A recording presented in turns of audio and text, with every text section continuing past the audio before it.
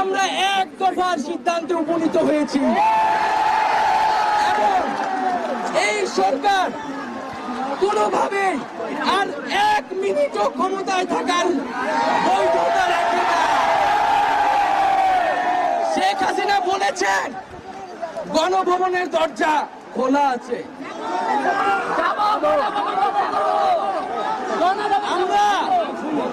আমরা সাধুবাদ জানাই যে তিনি আগেই বুঝতে পেরেছেন যে গণভবনের দরজা খোলা রাখতে হবে, কারণ তার যাওয়ার সময় হয়েছে। আপনি দরজা খুলে অপেক্ষা করুন। আমরা সংলাপ নয়, আমরা আপনাকে উৎখাত করার জন্য আসব। বন্ধুগণ, আমরা